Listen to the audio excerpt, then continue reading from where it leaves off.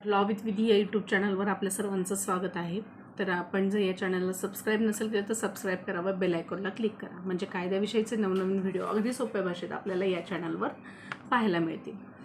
तर आपण इथून मागच्या व्हिडिओमध्ये पाहिलं की पतीचे अधिकार काय आहेत, पत्नीचे अधिकार काय आहेत, आपला डिवोर्स घेण्यासाठी ग्राउंड्स कोणकोणते आहेत, किंवा पोडगी कशी दिली जावी, किंवा पोडगी न देण्याचे काय काय कारणं आहेत.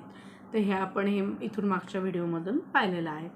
तर आज आपण पाहणार आहोत की पती किंवा पत्नीमध्ये जो वाद झाला तो विकोपाला गेला, अगदी घटस्फोटापर्यंत आला, तर त्यांच्या अपत्यांचा हा ताबा कोणाकडे दिला जातो, किंवा कायदेशीर त्याचे काय काय काय कायदेशीर कोणकोणत्या बाबी आहेत, किंवा मग हा अर्ज कुठे करावा किंवा कसा करावा, हे आपण या व्हिडिओच्या माध्यमातून पाहणार आहोत. लॉकडाऊनच्या काळामध्ये काय झालं की बरेचसे पती पत्नीमध्ये हे वाद झाले, किंवा मग बरेचशांचे प्रॉब्लेम्सही सॉल्व्ह झाले, पण काहींचे बरेचसे वाद अगदी घटस्फोटापर्यंत येऊन पोचले. तर त्यावेळेस असा प्रश्न पडतो की त्यांच्या अपत्यांचा ताबा कोणाकडे दिला जावा, किंवा अपत्यांचा ताबा कसा मिळवावा, हे आपण ह्या व्हिडिओच्या माध्यमातून पाहणार आहोत. बरेचदा नवरा काय म्हणतो की मी तुला नांदवायला तयार आहे, पण तो तिला त्रास देत असेल, किंवा मग त्रास दिला तरी तो नांदवायला तयार आहे, तर त्यावेळी असा प्रश्न पडतो की मुलांचा ताबा कोणाकडे राहील. दोन्ही बाजूनी क्लेम केला जातो, म्हणजे पतीकडून किंवा पत्नीकडून दोन्ही बाजूनी क्लेम केला जातो की मुलांचा ताबा हा आमच्याकडेच हवा, किंवा पती म्हणतो की माझ्याकडेच हवा, किंवा पत्नी म्हणत असते की मुलांचा ताबा हा माझ्याकडेच हवा. तर अशा वेळेस कायदा काय म्हणतो, किंवा मग कोर्टात गेलं तर न्याय कोणाकडून मिळतो, किंवा कायदेशीर बाबी काय आहेत, हे आपण या व्हिडिओच्या माध्यमातून पाहणार आहोत. Hindu minority and guardian act 1956मध्ये मुलांचा ताबा कोणाकडे दिला जाणार हे स्पष्ट सांगितलेले आहे. म्हणजे ज्याच्याकडे मुलांचं हित असेल त्याच्याकडे मुलांचा ताबा दिला जावा, हे हिंदू मायनॉरिटी अँड गार्डियन ॲक्टमध्ये दिलेलं आहे.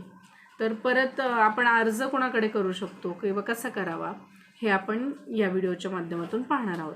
गार्डियन अँड वॉर्ड ॲक्ट 1890 प्रमाणे कुठे दाखल करावा अर्ज, तर कोर्ट कोणत्या निष्कर्षावर मुलांचा ताबा देतो, किंवा वडिलांकडे भेटण्याची परवानगी देतो का देत नाही, हे आपण या व्हिडिओच्या माध्यमातून पाहणार आहोत. तर गार्डियन अँड वॉर्ड ॲक्ट 1890 प्रमाणे सेक्शन 8 प्रमाणे आपण जिल्हा न्यायालयामध्ये हा अर्ज दाखल करू शकतो.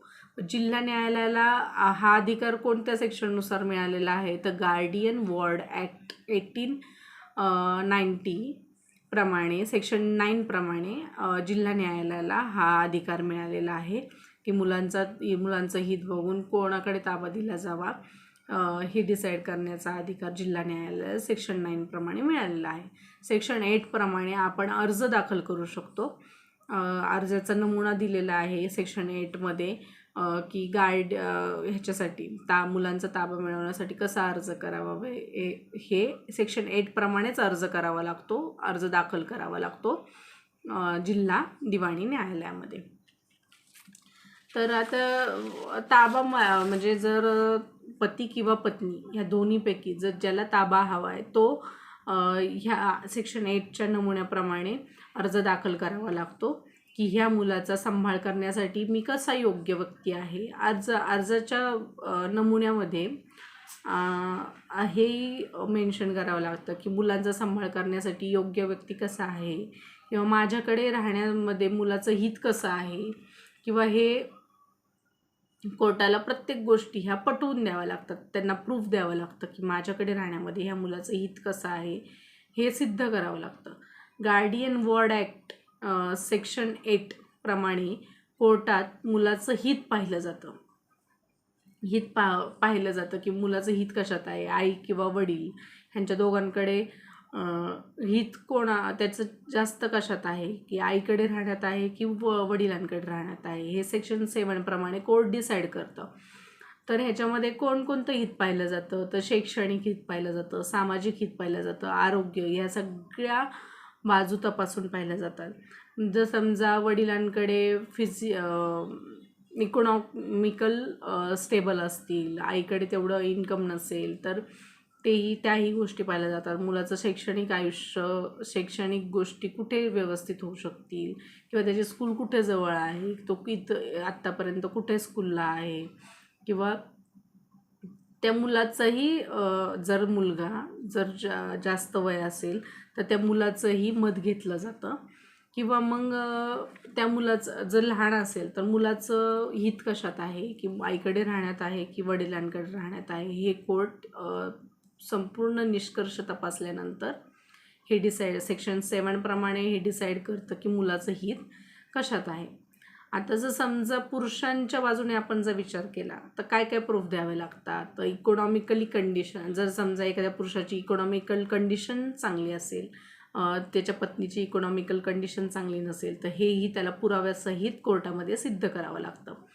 आणि दुसरं म्हणजे की तिला जर समजा आईवडीलच नसतील, त्या मुलाचा सांभाळ करण्यासाठी तिचे आईवडील नाही आहेत, तर हेही ते प्रूफ देऊ शकतात की माझ्याकडे आईवडील आहेत, त्याच्या आजी आजोबा आहेत, ते त्याचा चांगला प्रकारे सांभाळ करू शकतात, हे ते कोर्टामध्ये प्रूफ सिद्ध करू शकतो. तर नंतर आहे की तो आत्तापर्यंत ह्या स्कूलमध्ये शिकत आहे व त्याला माझ्या घरापासून ती स्कूल जवळ आहे ह्याचंही तो प्रूफ देऊ शकतो. किंवा मग हे सगळे जरी प्रूफ त्याने दिले तरीही सगळं झालं तरी जर त्या मुलाचं वय 4 वर्षाच्या किंवा 5 वर्षाच्या आधी असेल तर Hindu minority and guardian act 1956 section 6A मध्ये असं दिलेलं आहे की जर मुलाचं किंवा मुलीचं वय 5 वर्षाच्या पेक्षा कमी असेल तर त्या अपत्याचा नॅचरल आणि फर्स्ट गार्डियन किंवा मग फर्स्ट नॅचरल गार्डियन हा आईकडेच, त्याचा अपत्याचा ताबा हा आईकडेच राहील. म्हणजे 5 वर्षाच्या मुलांना जास्तीत जास्त आईची गरज असते, आईच्या मायेची गरज असते. त्याच्यामुळे ह्या कायद्यामध्ये Hindu minority and guardian act हा आडवा येतो की 1956 सेक्शन 6 प्रमाणे, सेक्शन 6A प्रमाणे जर मुलाचं वय किंवा मुलीचं वय हे 5 वर्षापेक्षा कमी जर असेल तर त्याचा हा ताबा हा आईकडेच दिला जातो. 5 वर्षाच्या होईपर्यंत ताबा त्याचा आईकडेच दिला जातो. गार्डियन वॉर्डमध्ये कुठेही असं लिहिलेलं नाही, गार्डियन अँड वॉर्ड ॲक्टमध्ये असं कुठेही दिलेलं नाही आहे की मुलाचा किंवा मुलीचा ताबा हा कोणाकडे द्यावा. फक्त एवढं लिहिलेलं आहे की ज्याच्याकडे ज्याचं हित असेल, ज्याचं हित, मुलाचं किंवा मुलीचं हित ज्याच्याकडे जास्त असेल त्याच्याकडे त्याचा ताबा दिला जावा. पण हे सिद्ध करणं आवश्यक आहे की तुमच्याकडे त्याचं हित कसं आहे, किंवा मग त्या मुलाचा आपल्याकडे ताबा असण्यात त्याचं हित कसं आहे, किंवा आपली इकॉनॉमिक कंडिशन चांगली असेल, किंवा मग आपलं त्याचं भाषा तिथं चेंज होईल, किंवा त्याचं तिथलं वातावरण, ह्या सगळ्या गोष्टींचं प्रूफ द्यावं लागतं की त्या मुलाचं किंवा मुलीचं आपल्याकडे राहण्यामध्ये हित कसं चांगलं आहे हे आपल्याला कोर्टाला प्रूफ करून द्यावं लागतं. तर शैक्षणिक बॅकग्राऊंड, योग्य ठिकाणी तो मुलगा म्हणजे तिथलं जर समजा पती किंवा पत्नीचं ज्या ठिकाणी राहत आहे तिथलं वातावरण चांगलं नाही आहे त्या मुलासाठी, किंवा मग शैक्षणिक बॅकग्राऊंड नाही आहे त्यांच्या घरात, किंवा मग त्या मुलाचं शैक्षणिक खर्च पती किंवा पत्नीपैकी इकॉनॉमिकल कंडिशन ज्याची चांगली आहे तोच उचलू शकतो, हेही आपण कोर्टामध्ये प्रूफ करू शकतो. जर कायदा जरी काही म्हणत असेल, म्हणजे जर समजा Hindu minority and guardian act 1956 मध्ये असं दिलेलं आहे सेक्शन 6A मध्ये की जर 5 वर्षापर्यंत मुलाचा ताबा हा 5 वर्षाच्या आतील मुलांचा ताबा हा आईकडेच दिला जातो.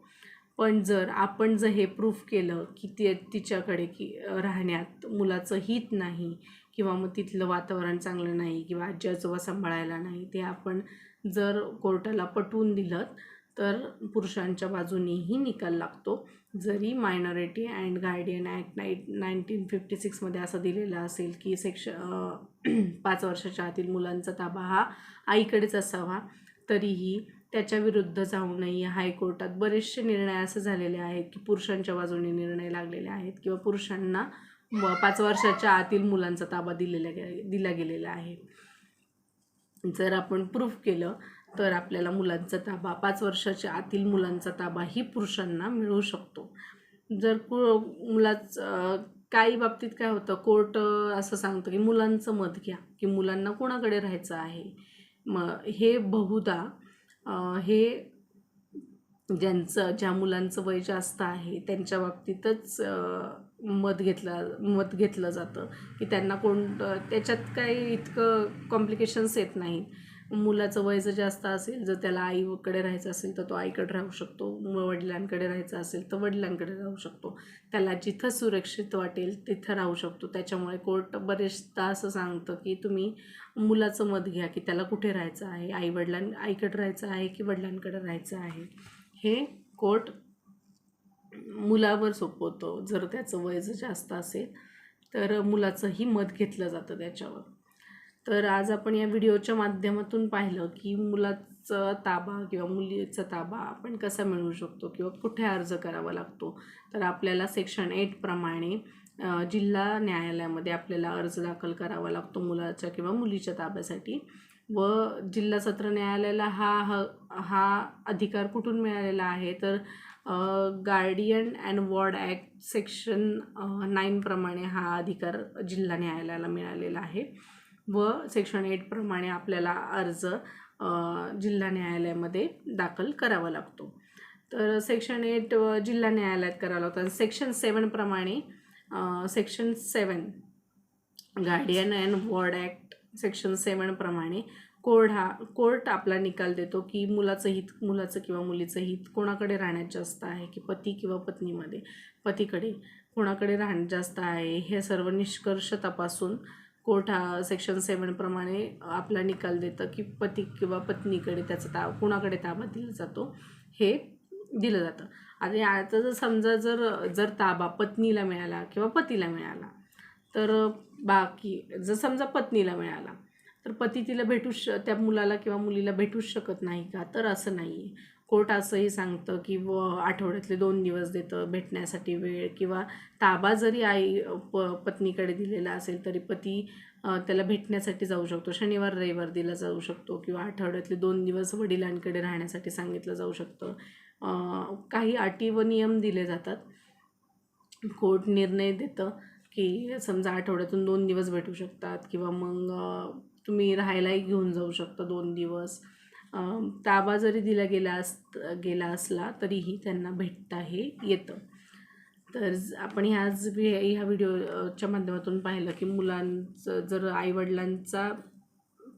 मुलांचा ताबा आईकडे किंवा वडिलांकडे कोणाकडे दिला जातो. जर भांडणं झाली असतील किंवा अगदी घटस्फोटापर्यंत गेला असेल तर कायदेशीर आईकडे दिला जातो का वडिलांकडे दिला जातो, किंवा मग कोणत्या ॲक्टनुसार आपण अर्ज दाखल करू शकतो हे आपण या व्हिडिओच्या माध्यमातून पाहिलेलं आहे.